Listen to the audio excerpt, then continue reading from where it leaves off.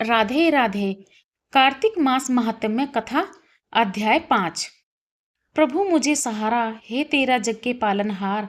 कार्तिक मास महात्म्य की कथा करूं विस्तार। राजा पृथु बोले, हे नारद जी, आपने कार्तिक मास में स्नान का फल कहा, अब अन्य मासों में विधि पूर्वक स्नान करने की विधि, नियम और उद्यापन की विधि भी बतलाइए। देवर्षि नारद जी ने कहा, हे राजन, आप भगवान विष्णु के अंश से उत्पन्न हुए हैं, अतः यह बात आपको ज्ञात की है, फिर भी आपको यथाचित विधान बतलाता हूँ। अश्विन माह के शुक्ल पक्ष की एकादशी से कार्तिक के व्रत करने चाहिए। ब्रह्म मुहूर्त में उठकर जल का पात्र लेकर गांव से बाहर पूर्व अथवा उत्तर दिशा में जाना चाहिए। उसके बाद जो मनुष्य मुख शुद्धि नहीं करता, उसे किसी भी मंत्र का फल प्राप्त नहीं होता है। अतः दांत और जीभ को पूर्ण रूप से शुद्ध करना चाहिए और निम्नलिखित मंत्रों का उच्चारण करते हुए दातुन तोड़नी चाहिए। हे वनस्पते, आप मुझे आयु, कीर्ति, तेज, प्रगा, पशु, संपत्ति, महाज्ञान, बुद्धि और विद्या प्रदान करो। इस प्रकार उच्चारण करके वृक्ष से 12 उंगल की दातुन ले। दूध वाले वृक्षों से दातुन नहीं लेनी चाहिए। इसी प्रकार कपास, कांटेदार वृक्ष तथा जले हुए वृक्ष से भी दातुन लेना मना है। जिससे उत्तम गंध आती हो और जिसकी टहनी कोमल हो, ऐसे ही वृक्ष से दंत धावन ग्रहण करना चाहिए। प्रतिपदा, अमावस्या, नवमी, छठी, रविवार को चंद्र तथा सूर्य ग्रहण में दातुन नहीं करना चाहिए।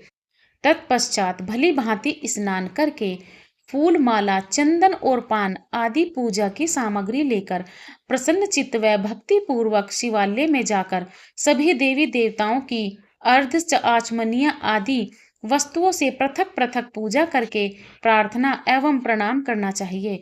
फिर भक्तों के स्वर में स्वर मिलाकर श्री हरि का कीर्तन करना चाहिए। मंदिर में जो गायक भगवान श्री हरि का कीर्तन करने आए हैं, उनका माला, चंदन, तांबूल आदि से पूजन करना चाहिए, क्योंकि देवालयों में भगवान विष्णु को अपनी तपस्या, योग और दान द्वारा प्रसन्न करते थे। परंतु कलयुग में भगवत गुणवान को ही भगवान श्री हरि को प्रसन्न करने का एकमात्र साधन माना गया है। नारद जी राजा पृथु से बोले, हे राजन, एक बार मैंने भगवान से पूछा कि प्रभु, आप सबसे अधिक कहाँ निवास करते हैं? इसका उत्तर देते हुए भगवान ने कहा, हे नारद, मैं बैकुंठ या योगियों के हृदय में ही निवास नहीं करता, अपितु जहाँ मेरे भक्त मेरा कीर्तन करते हैं, मैं वहाँ अवश्य निवास करता हूँ। जो मनुष्य चंदन, माला आदि से मेरे भक्तों का पूजन करते हैं, उनसे मेरी ऐसी प्रीति होती है जैसे कि मेरे पूजन से भी नहीं हो सकती। नारद जी ने फिर कहा, शिरीष, धतूरा, गिरिजा, चमेली, केसर, कंदार और कटहल के फूलों से व चावलों से भगवान विष्णु की पूजा नहीं करनी चाहिए। अड़हल, कंद, गिरीश, जूही, मालती और केवड़ा के पुष्पों से भगवान शंकर की पूजा नहीं करनी चाहिए। जिन देवताओं की पूजा में जो फूल निर्दिष्ट हैं, उन्हीं से उनका पूजन करना चाहिए। पूजन समाप्ति के बाद भगवान से क्षमा प्रार्थना करनी चाहिए। यथा, हे सुरेश्वर, हे देव, न मैं मंत्र जानता हूँ न क्रिया, मैं भक्ति से भी हीन हूँ। मैंने जो कुछ भी आपकी पूजा की है उसे पूरा करें। ऐसा प्रार्थना करने के पश्चात साष्टांग प्रणाम करके भगवत कीर्ति करना चाहिए, श्री हरि की कथा सुननी चाहिए और प्रसाद ग्रहण करना चाहिए। जो मनुष्य उपरोक्त विधि के अनुसार कार्तिक व्रत का अनुष्ठान करते हैं, वह जगत के सभी सुखों को भोगते हुए अंत में मुक्ति को प्राप्त करते हैं। आगे तुलसी चालीसा सुनिए। जय जय तुलसी भगवती सत्यवती सुखदानी, नमो नमो हरि प्रियसी श्री वृंदा गुण खानी। श्री हरि शीस विरजनी देहूँ, अमर वर अम्बु जनहित हे वृंदावनी, अब न करो विलंब। धन्य धन्य श्री तुलसी माता, महिमा अगम सदा श्रुति गाता। हरि के प्राण हो से तुम प्यारी, हरि ही हे तो कीनो तब भारी। जब प्रसन्न है दर्शन दीनो, तब कर जोरी विनय उस कीनो।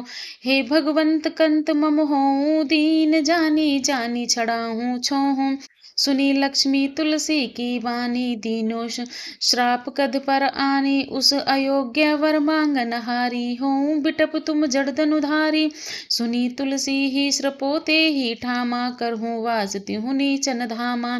दियो वचन हरि तब तत्काला, सुनो सुमुखी जनि हो बिहाला।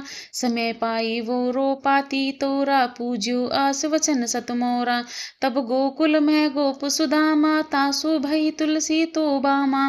कृष्ण रास लीला के माही, राधे सको प्रेम लखिनाही। दियो श्राप तुलसी ही तत्काला, नर लोके ही तुम जन्मो बाला। यो गोप वै दानव राजा, शंखचूड़ नामक सिर ताजा। तुलसी भई तब तासु की नारी, परम सती गुण रूप अगारी। अश्वदे कल्प बीत जब गऊँ, कल्प तृतीय जन्म तब भयऊँ। वृंदा नाम भयो तुलसी को, असुर जलंधर नाम पति को। करी अति द्वंद अतुल बल धामा, लीना शंकर से संग्राम। जब निज सैन्य सहित शिव हारे, मरहि न तब हरि ही पुकारे। पतिव्रता वृंदा थी नारी, को न सके पति ही संहारी। तब जलंधर ही भेष बनाई, वृंदा ठिग हरि पहुँचो जाई। शिव हित लही करी कपट प्रसंगा, कियो सतित्व धर्म तो ही भंगा। भयो जलंधर कर संघारा, सुनी उर शोक अपारा। दियो क्षण दियो कपट हरि टारी, लखी वृंदा दुख गिरा उचारी।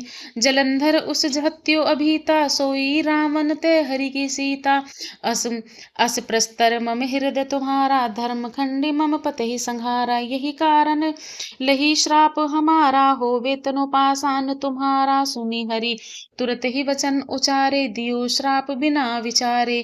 लाखों ने निज करतूती, पति को छलन चहो जब पार्वती को। जड़मति तू अस हो जड़ रूपा, जग में तुलसी वटप अनूपा। ध्वग रूप हम शालिग्रामा, नंदी गंड की बीच ललामा। जो तुलसी दल हमें चढ़े ये, सब सुख भोगी परम पद हई पइये।